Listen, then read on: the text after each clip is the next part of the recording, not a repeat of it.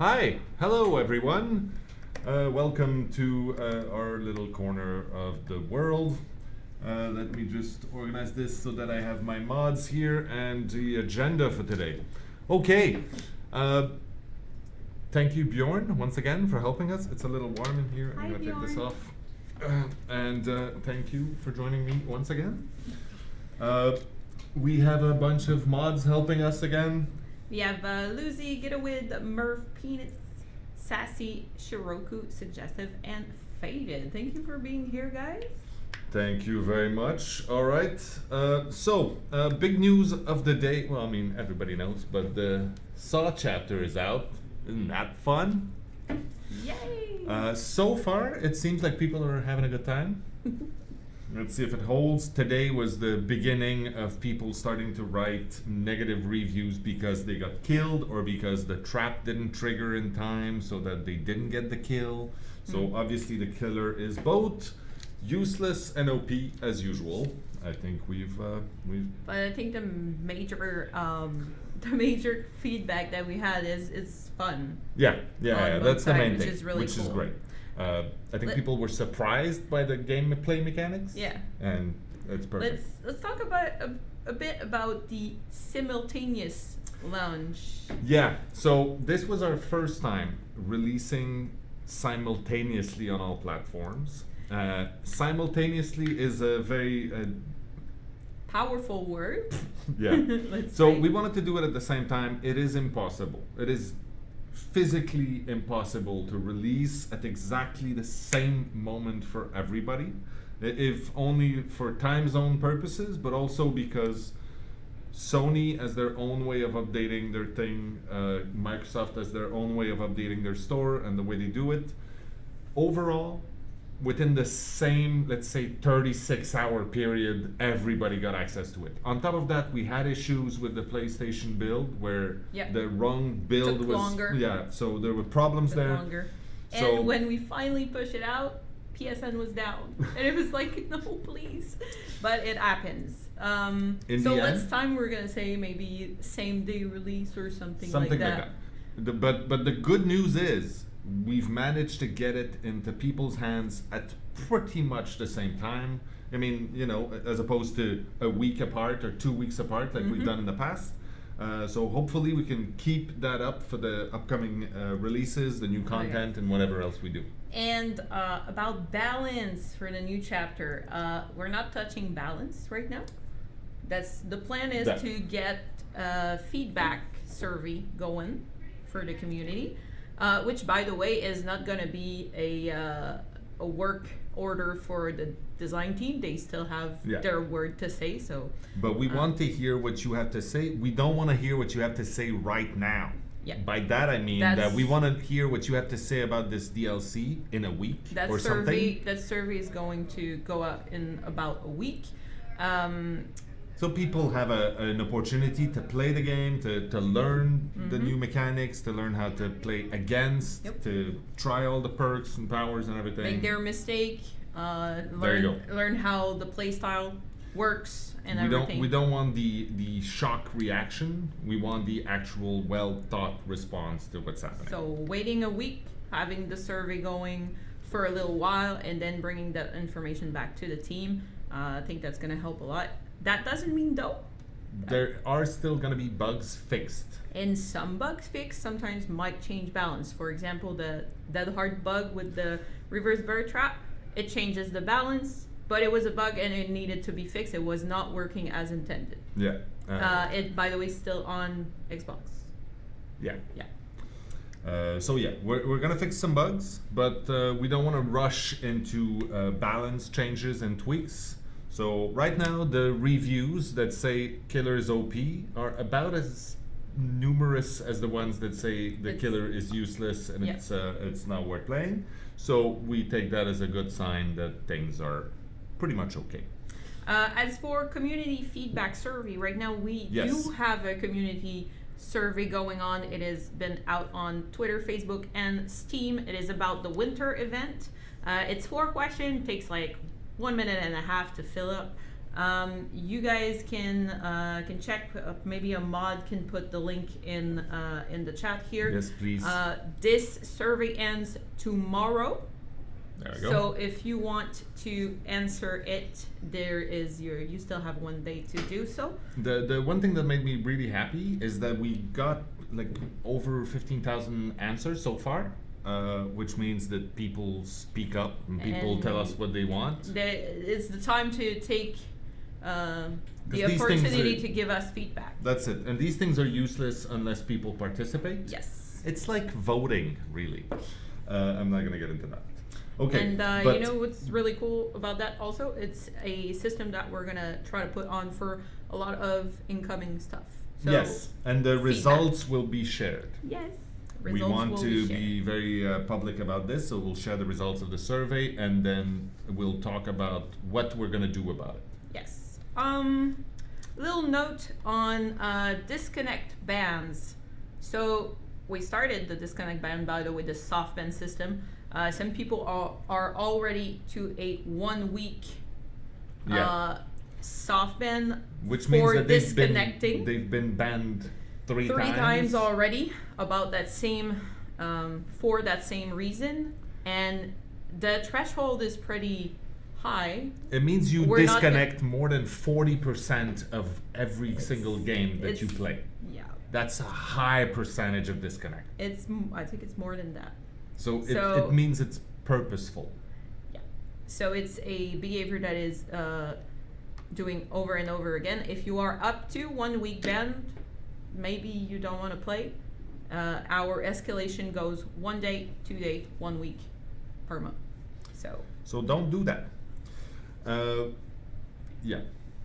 The other thing also on that is what's next? Well, the PTB for the emblems. We don't give a date yet. No. But that's what's next. Yeah. That doesn't mean there's not going to be a bug fix patch coming in, but the next big thing happening is the PTB for the emblem system. Just a quick reminder, emblem system is touching everything that is score related. Yeah, how you get judged for your performance during the game. And it's for both killer and survivor. For the people out there joining us, PTB stands for the public test build, which means that we put an alternate version on Steam that you can access through, you have a way of doing that. We'll publicly say it in the forums. But the thing is, it gives you an alternate build of the game, and that build does not save your progress. You cannot accumulate anything by playing it. It's a build that's slightly different. It's a build that may very well have problems in there, bugs and things, because it's not as stable as the live build, but it allows you to test new functionality. So we give you very clear indications of what it is that we want to get feedback on, and it allows you to give us feedback.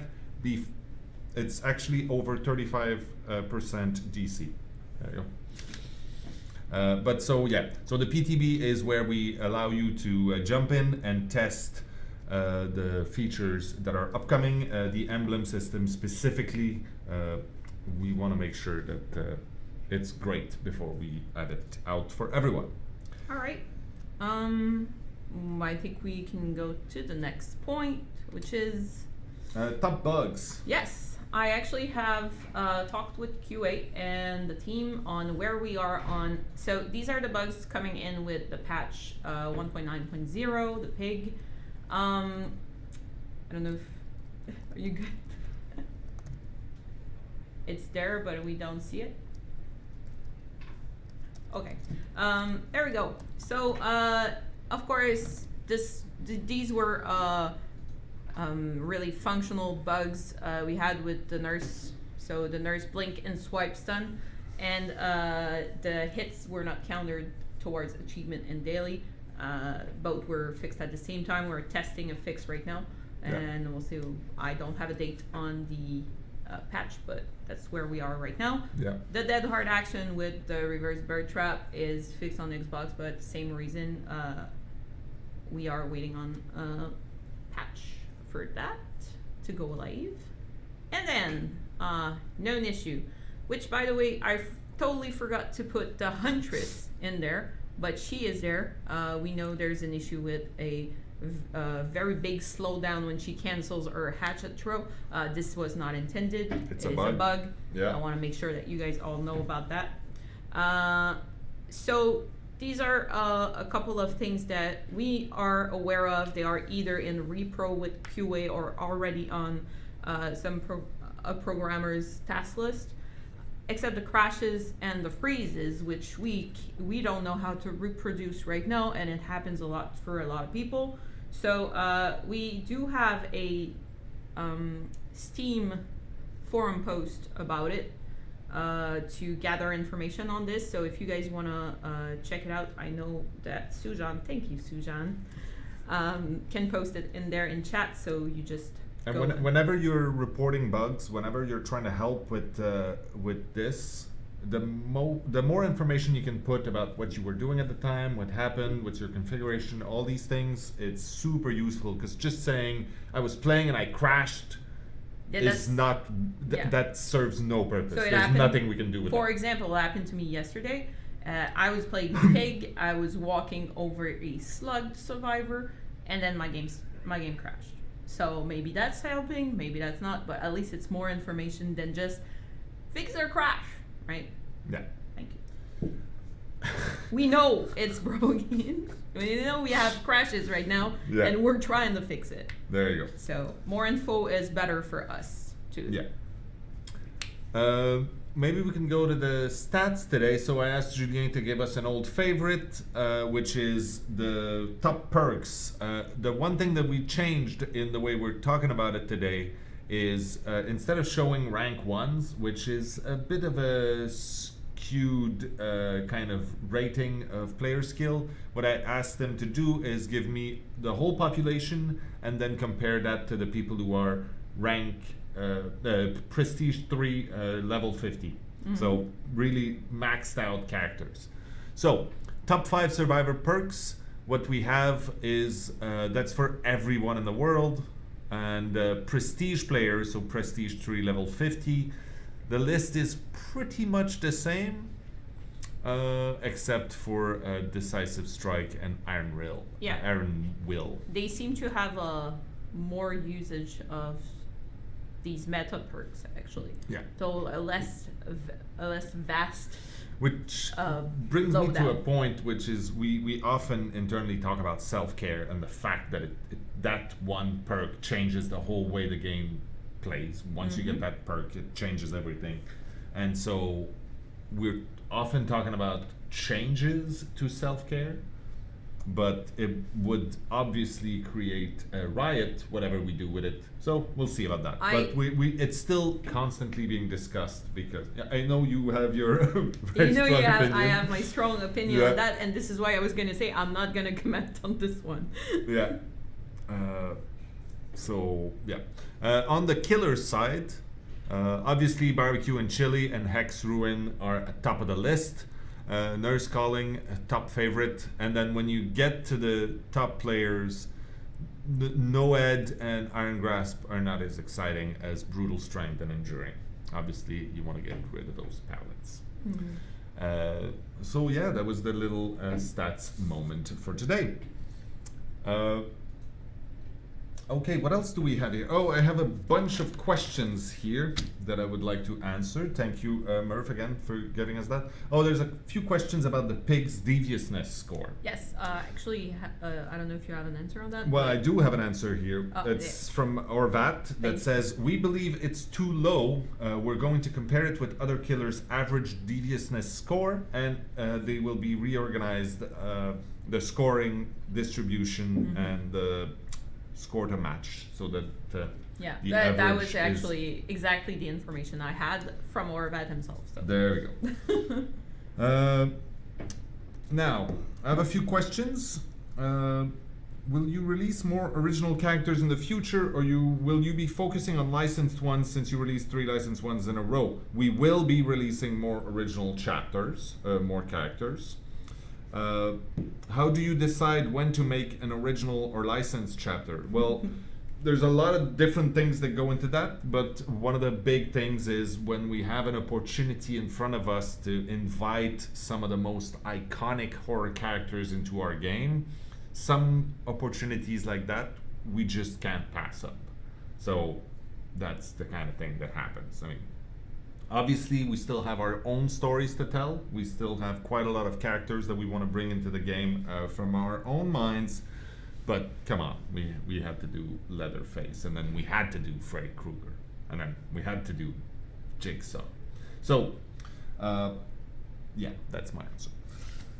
From patch notes, it's not very clear what you changed about the nurse, except for the lunge change. Can you take some time to explain in detail what those changes do?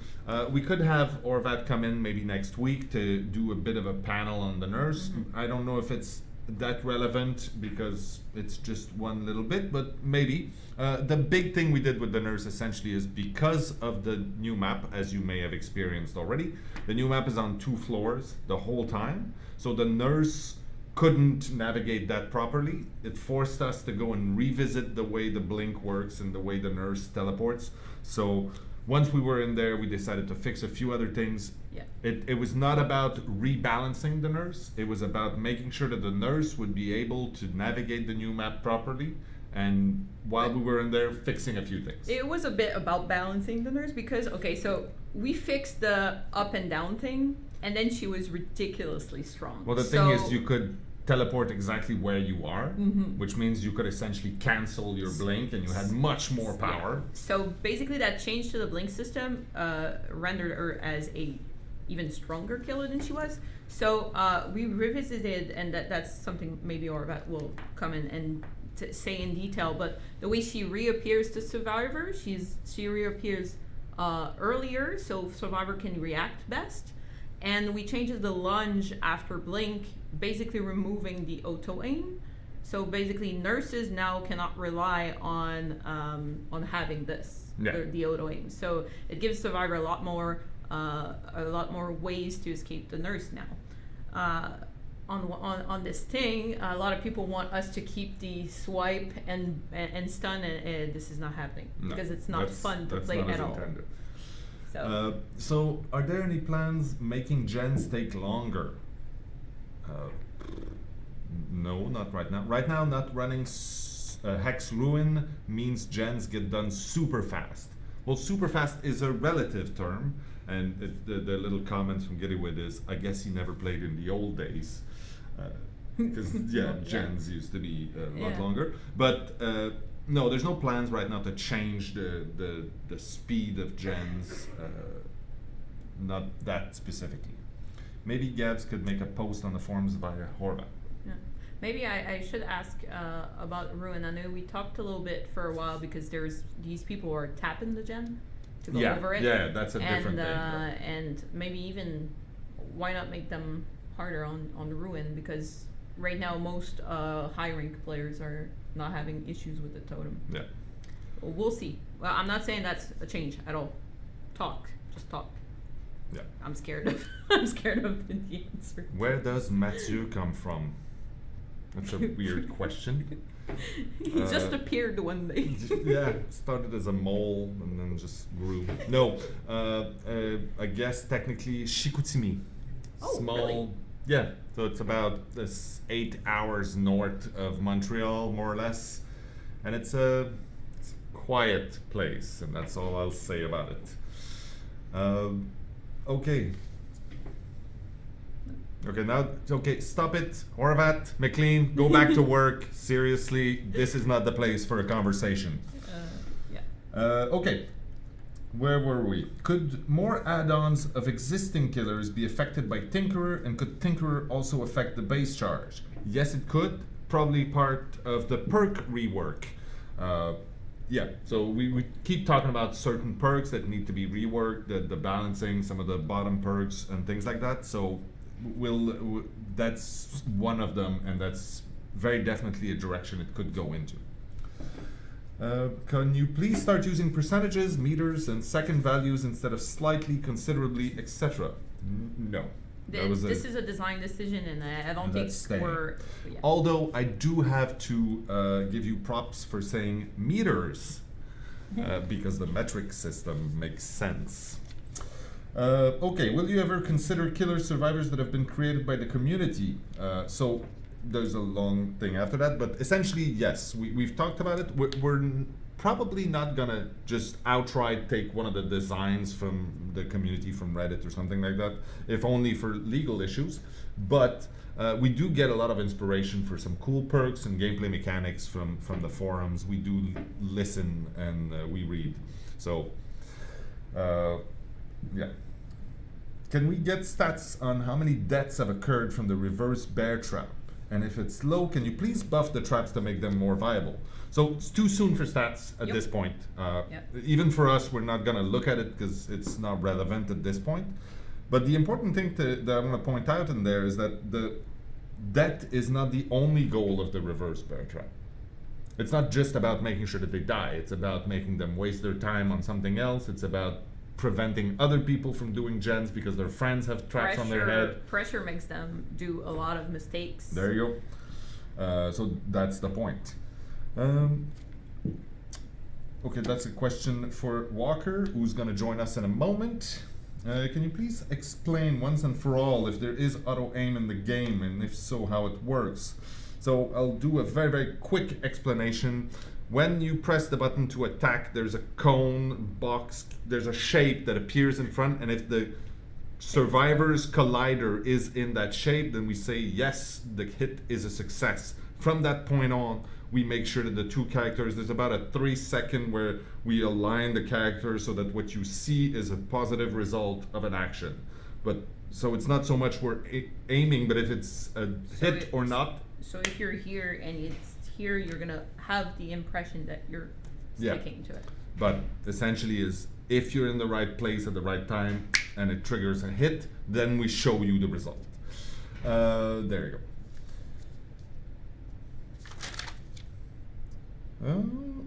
Which license DLC was the hardest to implement in regards to license holder restrictions?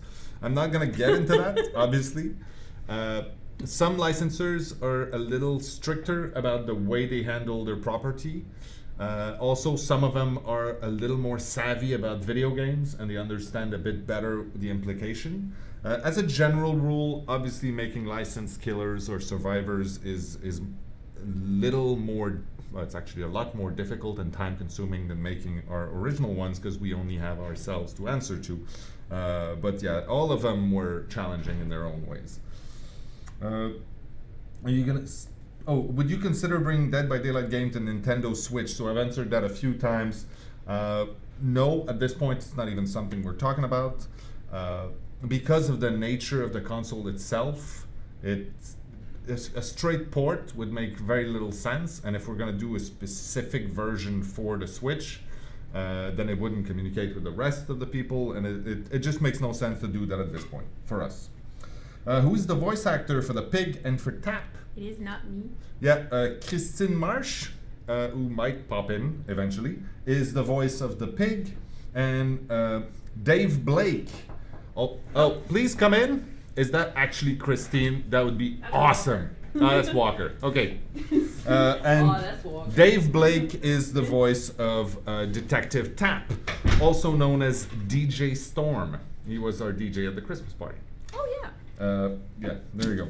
Can we get a concede option for killers after the gates open? So we're talking about the stalemate states and the hijacking. The and there's end game play, well, basically. there's a bunch of awkward states that the game can get into at some point, and we are looking into improving that in every way possible.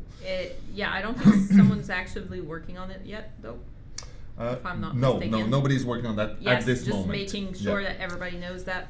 Would it be possible to introduce barrels for Survivor to hide in? Well, let's have Walker answer this. I think I'm good here. I can let you have fun with Walker. Will there ever be a way to experience the lore a bit more than just reading it, like maybe animated shorts or something? I'm just spitballing here. I would love that. And there are a few ways, personally, I think, like comic books, even a novel or something, movie, TV show, whatever the hell, bring it on. I would absolutely love to be able to do that. Are you leaving now? DJ Walker. You know, I'm gonna come in. I'll join you on chat, guys. All right. Oh, you got the green one too, huh? You figured it out? Play with that a little bit. Ghost face. And then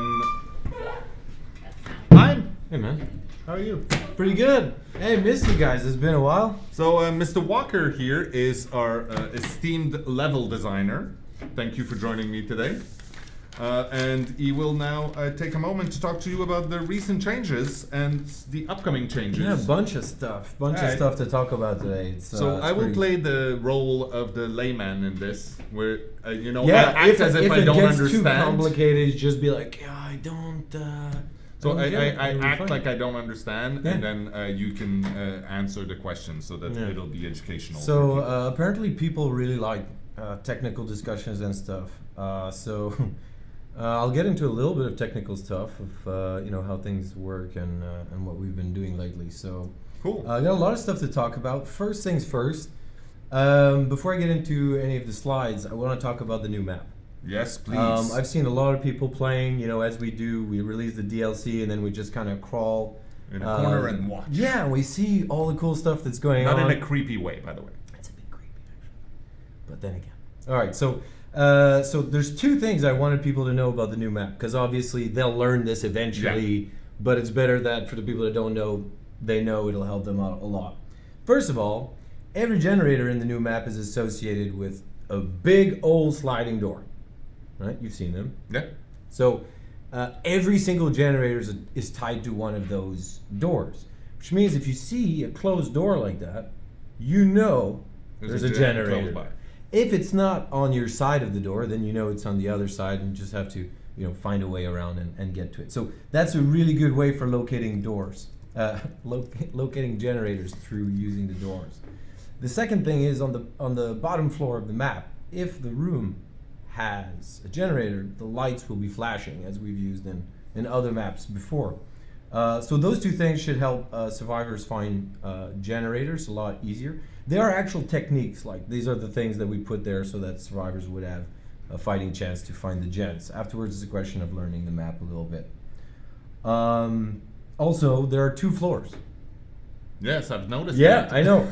But it takes time to kind of learn. So I know a lot of first-time people in the map. You kind of watch them for a while, and they're like, I can't find anything, and it's like, you're still on the second floor. Go downstairs a little bit. You have to mix it up because the map is on 2 floors. So when people get like their bearings a bit, I think they'll enjoy it. So the other thing about it is people keep asking me the size of the map, etc. It's actually the smallest, most compact map we have, in term of spread of tiles and gameplay objects. It's an extremely, extremely dense map. If you can imagine a normal map, I don't know. Let's take Haddonfield, anything. It's pretty much Haddonfield, but with everything on top of each other. Yeah. So everything is extremely I think close that to one it. of the things that make it seem wider is the fact that there's no grass.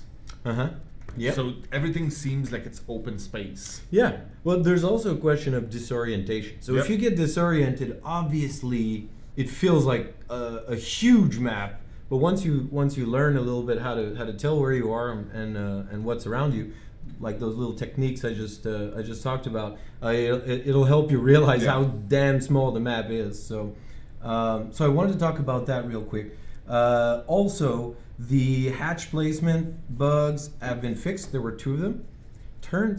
I won't say that on stream.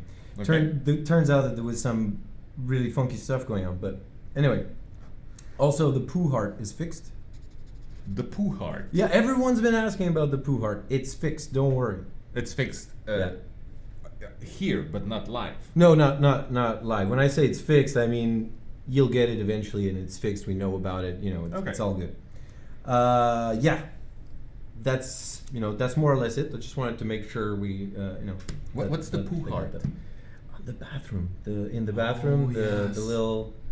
So we Okay. have great fans. They really care a lot about these kind of things. It's cool though. I Yeah. mean, like, oh shit, yeah, we forgot the poo heart. There's a story behind it, but we'll let the artists tell it at some So point. maybe I get Phil to come in and talk about the poo heart. He would love to, actually. Phil would love it, I'm sure. So obviously.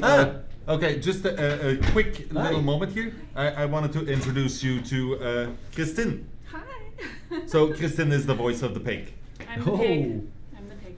All right. Thank you. Bye. That's it. You can go back to your meeting. Thank you very much for stopping by. You will get your swag for being on the team. So Kirsten Marsh is a very talented UI expert that works on a different project here, right next to us. Yep. We like her. Yep. Okay. No, please. do go on. So one of the major things that we released with this DLC was obviously a major change in how pallets work and how pallets are distributed and how many pallets you can have per map and stuff like that. And a lot of people are very interested in knowing what did we do. Yes. Well, more specifically, what happened to all the pallets. So I want to get into this Get subject. into it. So let's start talking about it. So, first slide, please, Bjorn. This explains everything. I mean, I don't even think I have to say anything, right? It just kind of speaks for itself. Silent contemplation is in order. Yeah. So, the pallets have returned. They have returned to Palletownia, the isle across the sea of salty tears.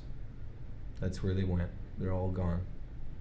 Well, this they're not is all really gone. not helping, by the way. I know. You're It's a not misdirection. helpful. So, what will help though is some more specific information about Yes, pallets, please. right? Okay.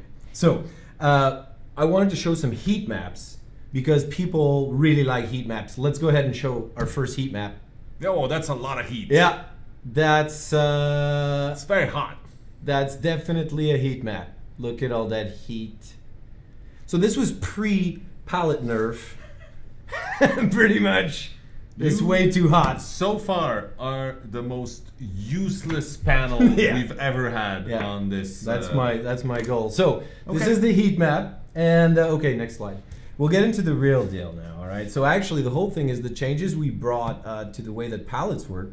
You shouldn't see the result. You shouldn't actually notice a huge difference. In fact, this is the point of tweaking, right? It's Yes. small changes that make the game better. So I'm going to give you an example of what we had before and give you an example of what we have now. So the next slide, so this is a top down of the Grim Pantry map. So the green dots are the procedural pallets. That's what we call the pallets that may or may not spawn depending on our procedural generation rules. I'll take a leap here and I'll say the blue ones are the ones that are gonna be there. The blue ones are gonna be there. Yeah. That's how it works. They're what we call generic pallets, which means they don't plug into the overall pallet system. And the red one? So the red one is a procedural pallet which did not spawn. I want to get into a little bit more details of how we arrived to these kind of situations. Get in more in depth into it, but let's look at what happens after the patch. Did you see that? I barely noticed. You barely noticed. That's exactly the goal. So we're trying to have really well dispersed pallets, so that you don't have huge clumps of them like we used to with obviously the double pallet tiles and stuff like that. So you won't see huge changes. In this case, the red dot on the left was excluded from the spawning, was excluded from spawning by the procedural rules due to a maximum and minimum count, right? Okay, so what that means is the map will have found 20 or whatever the maximum at the time was, number of pallets to spawn, and anything above that number will not spawn. So if you can go to the before again, it basically means it spawned every single pallet it could except for number 21 or, however many, the red one. 18. Right. Well, the whole thing is that we didn't have the ability to Yeah. go map by map. So anyway, so the point is that in this case, the red one was deemed to be the one that was too many and didn't spawn. However, you can see on the right side, those two green dots, which one of them turns red in the after image. So we can switch back now.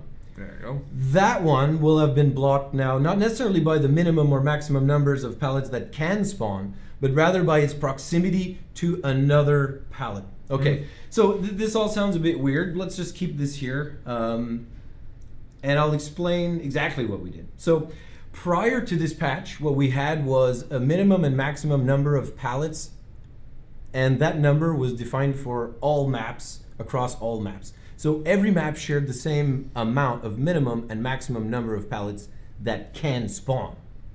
Obviously, for some maps, you need a different number of pallets that can spawn than other maps, right? So this was a pretty apparent to us. In fact, this change that we've submitted with the DLC should have, in fact, been submitted with the last DLC. However, we didn't have time to iron out the kinks with the system. So now, in fact, we have access, or we have a system that allows us to define minimum and maximums per map. What that means is we can tweak the values to get just the right amount of pallets for that particular map, taking into consideration all the unique aspects and so on of the map. So, what does that mean? It means that we'll be able to dial in the right numbers and balance the maps in terms of pallet numbers fairly easy as of now. Okay. Okay. So the minimum number of pallets is the biggest effect we've had on the pallets, right?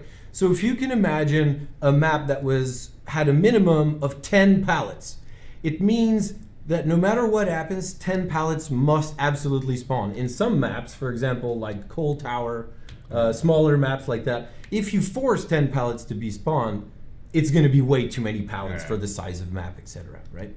So this was our major problem. Every map was sharing, I believe it was a 10 or 15 pallet minimum, thus serving some maps which absolutely needed those extra pallets, but making some maps, in some cases, utterly broken, right? Utterly unfair for the killers. Too many pallets. So what happens now is we define minimums that suit the map in particular, and we ensure that we don't have a overzealous spawning of pallets. It's pretty much that simple. All right. So the minimum number was the most important value that we changed over previous iterations of the pallet spawning system. The second thing we changed, and many people commented on the kind of the fact that it was such a small number, but we changed the minimum radius that a pallet can spawn next to another pallet by 2 meters. So the radius was 8 meters and it changed to 10 meters. That doesn't sound like a really huge number, but when you consider a radius, 2 meters is actually a 4 meter diameter change and roughly 110 square meters of surface area change. So it actually does make a big difference on paper. And as you can see for the second red dot up there in the map, well, it didn't spawn because it was too close, because it's a double pallet tile. So I'm going to try and get through this really quickly, though. You've already failed. I know. Well, they want to know, so I'm trying to bring as much information. The whole point is that the minimum will make sure we don't cram too many pallets into a map. Now, the maximum will make sure we cram pallets into a map if we need it. So I wanted to talk about the disparity of pallets in some sections of the map. You can see that there's some missing dots. We call these dead zones, where there's just nothing. There's just nothing. Yep. You better be hiding in those areas, because essentially there's nothing that can save you. This is one configuration of tiles for one map. It very well may have turned out differently, where many more tiles with pallets had spawned, therefore giving us much more selection to choose from on which pallets we should choose. And if we don't set a maximum, then it's basically going to spawn everything that is not within our minimum distance, which means that it would just explode, and you'd have some versions of a map which would have way too many pallets still, but it will never have not enough pallets. So this is the thing we fixed. Maps should never have not enough pallets. By changing the maximum, we can ensure that we never have too much. And so with the minimum maximums, we should be able to dial in the precise numbers that we need. Okay, that's one thing. Pallet distribution, etc. counts. Pallet count is not the only important thing, however. As many people have noted, pallet quality is also something we must consider when we're spreading them around, right? Bjorn, next slide, please. Oh, that's a pallet, son. Thought you might like that. Next slide, please. All right. So this is a classic tile. You guys might recognize it. I don't know what name you might have given it, but the official name is LDO1. Very sexy name. It stands for? Light density, LDO1. Because it's the first one. It's the first one. There. And when we talk about density, we talk about visual blocker density. Yeah. So this is one of the categorizations we have for our tiles. Okay, moving along. What we're doing now is looking at the quality of the pallet. So by analyzing the loops that surround a pallet, we can give it a kind of quality rating. So we can just go to the next slide. I think this is the one. Yes. So this is an analysis, or it's an example of how we're analyzing the pallet loops associated to certain pallets. So Now, the yellow line is the the path. shortest possible loop around not it. necessarily. This was done with a NavMesh tool just to generate it really quickly, because otherwise it's a bit of a complicated task. But as you can see in the this is the good part, the nomenclature. LDO1 P1B, that loop, Yeah. which is 23.5 meters long. You can see a little kink there, a little dent. That's a little concave Oh yeah, part. so it doesn't really You wouldn't count. go Yeah. in there. You would go straight. So Fair obviously we have to be careful. We're not just using any old numbers. But the idea is that this week, me and Horvath working together, we're able to look at the problem and have a really good idea of what size in meters that a loop should be in order for it to be mechanically viable for mind gaming. Mm-hmm. We're not talking about line of sight blockers yet. That's going to be on the next level. That's going to be a next layer of considerations that we do when we analyze the pallet loops. But right now, what we're looking at is to aim for roughly a 20-meter loop. We've looked at it, and mechanically, this is just about the right size for mind gaming. Not too serious of a threat for the survivors, and just enough of an opportunity for the killers. And we like that number. Now, what happens? Some of them are going to be a little bit lower. Some of them are going to be a little bit higher. And we have an acceptable range there, somewhere between 15 and 25, depending on the line of sight blockers and so on. So what are we doing? We're basically going to go in and we're going to tweak the size of the pallet loops to fit our kind of desirable metrics, right? Now, a lot of people have been, pretty much talking about this. These are things that we should be doing. This is something we've been wanting to do for a while. We do have a list. We have a hierarchy of importance, if you will, on all the subjects that we will eventually get to and fix. So just wanted you guys to know. So we are looking into pallet loop lengths, and we're going to be tweaking those to fit our ideal of a mind gameable pallet loop. So your feedback will be super important on this. All right, next slide. In addition to fixing existing pallet loops, I'm also adding pallets to tiles that didn't previously have pallets. Not every tile will have a pallet, mind you, but I want to increase the probability of us spawning tiles that actually have pallets. Yeah. Due to the way that our system works, we can't predicate the spawning of tiles on the existence of pallets in the tile. So this is our way of doing it. And I think it's going to work, in fact. So what this does is that it's going to ensure that we'll minimize the number of situations where we spawn dead zones everywhere. Yeah. But we don't want to over-control Like all it. the pallets in the level are in the same corner, and then there's none elsewhere. It's going to be slightly better distributed. Exactly. Yeah. Exactly. So we're adding some new pallets, and at the same time, we're taking the opportunity to make sure that those loops are fun as hell to play. So that's another thing that we're doing to help fix the balance in the maps. Next slide, please, Bjorn. Oh. Do you know what we're going to talk about now? I'm unsure. Death. Death. We're going to talk about death. Big piles of steamy death. Okay. I think I'm missing something here. Wait, am I missing something? Yeah, I think I'm missing something. There was another after the no, maybe. I think there was. I think I updated it. Anyway, it's not too important. Let's just keep rolling along. Shrimps. So I've got some yes. There's no S. Death rates. for maps. This was sent to me yesterday by our in-house magician slash reticulin slash data scientist, Julien. Isn't it Stat Wizard is official title? Shit, I'm sorry, don't know. Julien, I'm sorry, man. I wanted to get it right. So he sent me these stats. Now I'm a bit skeptical. I think they probably include DCs or something because the numbers are really high. Anyway, let's take a look. So death rates for maps. Here's the bottom tier. What the percentages mean are the percentage of survivors that escape the map. So out of 100% of survivors that enter the map, 56%, for example, for Rotten Fields, actually escape the map.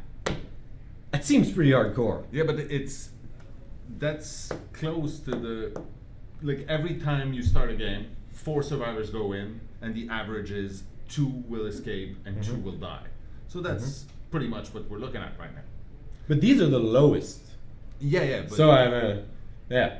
Okay. So anyway, these are the numbers we have. So as you can see, all these maps are pretty closely closely related. And that's the thing, is that the difference between each map is very small. Like Some they're maps. all pretty much in the middle. So let's take a look at the next one. We'll keep going as the numbers rise. Once you get to about 60%, I mean, it gets a bit hardcore. All right. Next. And we go up to 63% of Yep. people escape the preschool. Die. Oh, it's the death rate, because you So- said it was the number of people who escape. No, right, maybe. Yeah, you Did I said say that? Yeah. Okay, so what I meant So is you out of lie. 100% of people that go into the map, this is the percentage of them that die. Okay, that makes sense. In case I didn't. So, So it's- McLean is saying that the title says death rates, but the stats are escape rates. Do you No. know that for a fact? You're No, not he the one- doesn't. No. No, he doesn't. So again, you, yeah. Oh, it's fine. Next, please. And there we go. Big surprise there. People die in the new map. Yeah. Mostly because they didn't hear me give them the couple of small tips, because it's actually not so. It's not such a thing once you know. Well, obviously I can't say that. I know the map, back and forth, but Yeah. still, new maps I think probably tend to have more kill rates, anyways, as you learn it. Especially really new ones. So actually, this segues into something I wanted to talk about: the fact that we're trying different things. Right? Yeah. We're always trying to bring something different to Dead by Daylight, which is why we have so many of these new DLC maps, which are completely different from, let's say, the original recipe that we had with the first 3 teams that we did. Personally, I'll speak for myself anyway. I mean, we like the diversity. That's the whole thing. I don't want to be playing 3,000 hours of the same 5 maps. So anyway, having a lot of fun, seeing a lot of people having a lot of fun with this new DLC. I think we did pretty good. I mean, That's my line. I know. I didn't finish the line, so I'll let you finish the line. I'm not gonna say that. I Okay. think I've said it enough. Right. Yeah. So I think I only have one more slide or whatever. It's Is words there a of good wisdom. thing in So I there? mean, I don't know. Oh, it's your words of wisdom. Well, it's not mine, but Oh. Yeah, that's a little bleak, though. it is. Yeah. It is. Uh, Well, people should be happy to be alive looking at those stats. I think personally. Anyway. Why? Okay. Why have very bassy ambient music playing for the killer? It's super distracting and isn't there for survivors. I don't know. It's probably time that we get Fred in here for a little panel on the audio. Yeah, I think so. I'll put that on the list. Okay. Any questions? Do we have any questions to answer? Well, we didn't really get many questions. There was one thing. Could make your no, that's not a question about Matt's stuff. It says, did Matt bring any notes on the adjustment to the sacrificial hook spawn range near basements? Yeah, we did fix that. But you did not bring stats on that. You just bring your own knowledge. No, of no, the no. thing. We reduced the blocking or the minimum distance that a hook can spawn near the basement. So basically the philosophy behind that is the basement is a kind of reward for the killer. Yeah. If you can get somebody there, it's highly beneficial. But we didn't want it to make it so much of a, all or nothing. So we, it's kind of do I want to stop here and just hook them on a normal hook, or get them to this the basement? I don't know. Maybe there's kids watching. So yeah. So we give you a little chance along the way towards the basement. Give Matt a high five for the detailed explanation.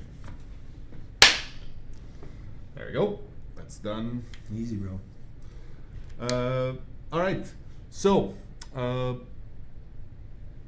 let's go and see what some of our talented artists have done this week. I love this part of the show. I do too. All right. So this starts with oh, okay. You've started already. My God. Okay. Let me get the names here. Those look like tattoos. That's Carnu, or that's the name I got. Thank you very much. The next one is Denmo. Mau. Very cool little huntress right there.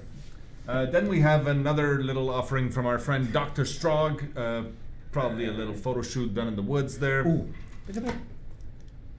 Holy shit, is that real? Yeah. He's the guy who won the cosplay contest when we did that with Alienware a little while back.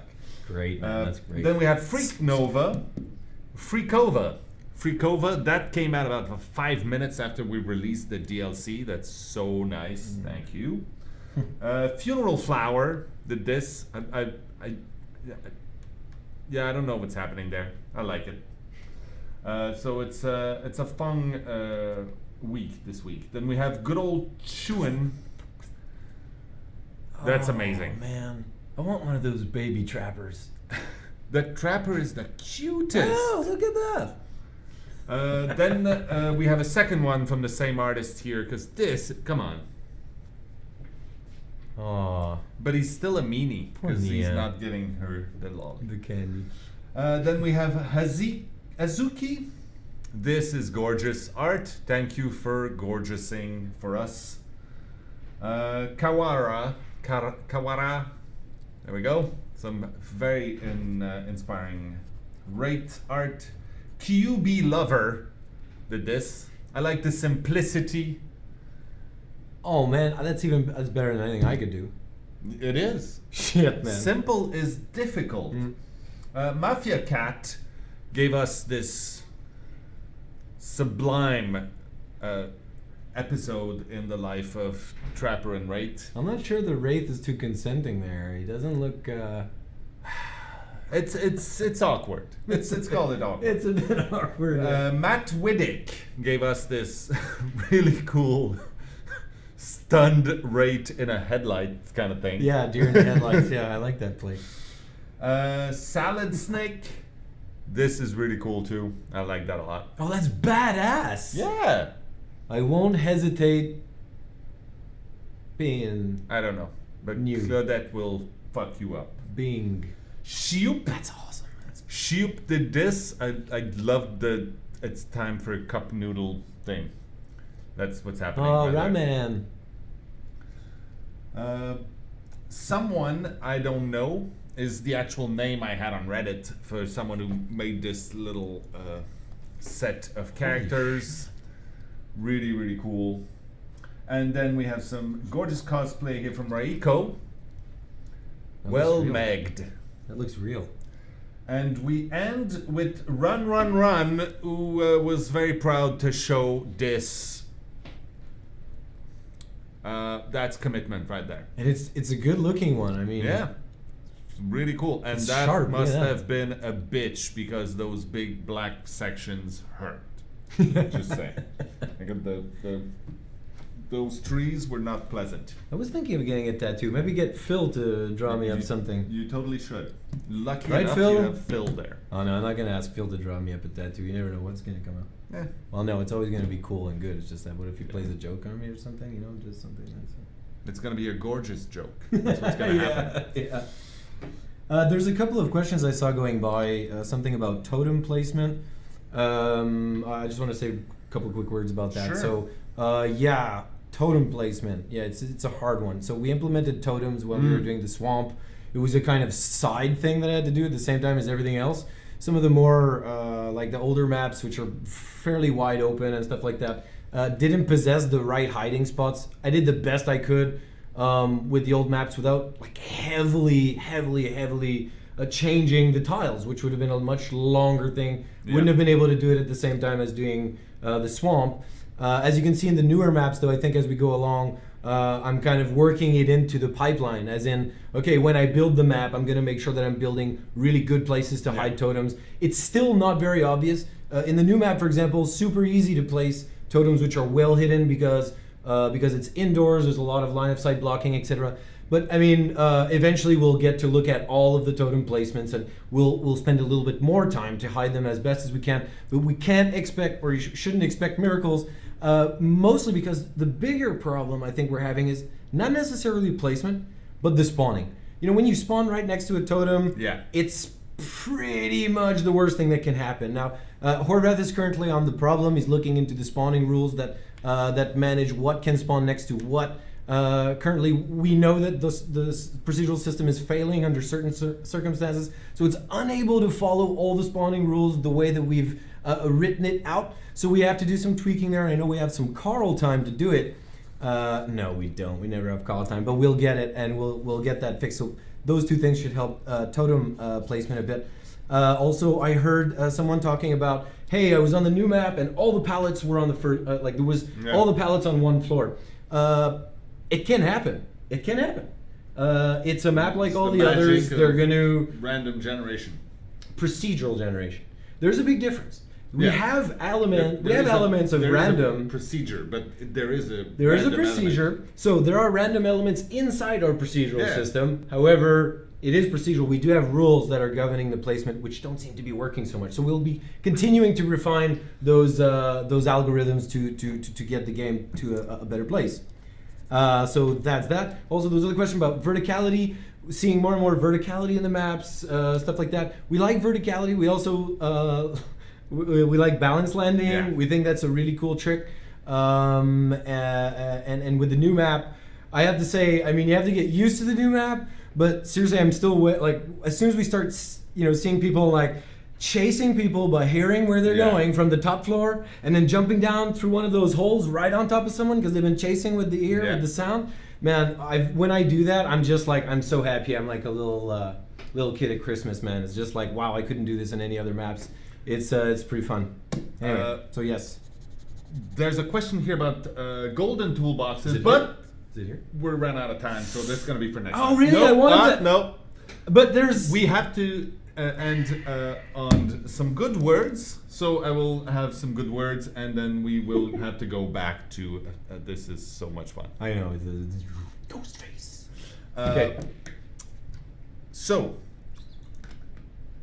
yes, let's end on some delicious words from the very clever Richard Dawkins here that says, by all means, let's be open-minded, but not so open-minded that our brains drop out. Oh, shit! That's great. That's some good words right there. Anyway, so quickly going through the list of news, we released a chapter that's amazing. Please enjoy it responsibly. Secondly, we now have a survey that's been out to talk about the winter event. Probably next week or so, we're going to send a survey about the DLC, and you can give your feedback. We will not be balancing anything about the chapter right now. We're going to wait until things have settled a little bit. Bugs will be fixed, however. And then that reminds me. Sorry, I said that the hatch is fixed. Good. And PTB is the next thing that's coming to you. Also, if you keep disconnecting, you will get permabanned at some point, so don't do that.